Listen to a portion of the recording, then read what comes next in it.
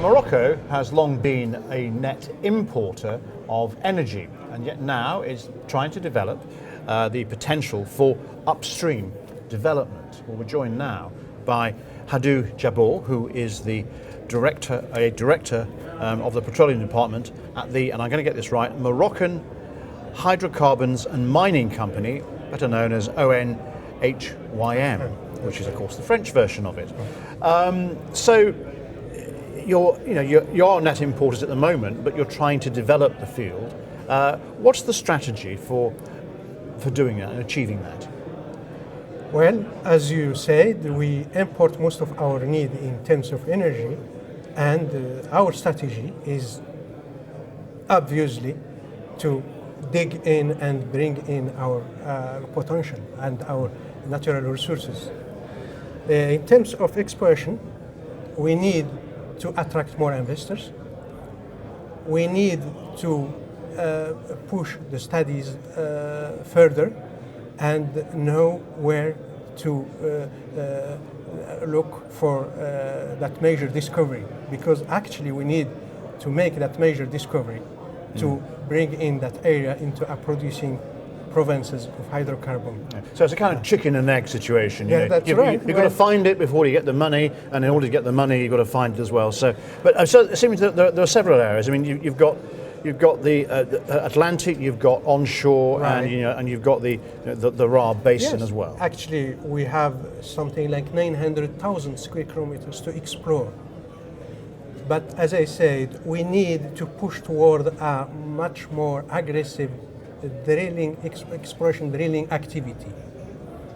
We only drilled around 340 wells for that huge surface to explore.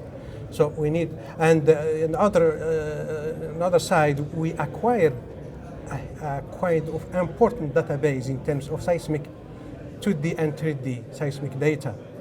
And those data were interpreted, and we defined a lot of prospect and leads that await to be tested. Yeah. So basically, we need to push toward a kind of more drilling activity. Yeah. But so far, I mean, in the recent exploration cycle, though, you've been hitting, 5 out of 6, yes, which is pretty good. I mean, tell me about the Atlantic. Yes, that's right. Taking into account the last wells drilled, the last 6 wells drilled, 5 out of those 6 have shown hydrocarbon, either oil or gas or both, which means that the hydrocarbon system is working. So we just need to push further our studies and interpret our data to look at where that accumulation is located and hit that major discovery. So we need more wells. Yeah. We need to push toward that. But so far, it does look promising. Onshore as well, the Ra Basin. Yes, onshore. Again, 5 out of 6 recently drilled shallow wells in the Gharb onshore have produced biogenic gas, actually. And those are even more important because even if the quantity of gas is small relatively, there is a gas pipe network, and we have local industry that is buying that gas. So our partners are selling that gas to local industry, which is again something interesting to happen.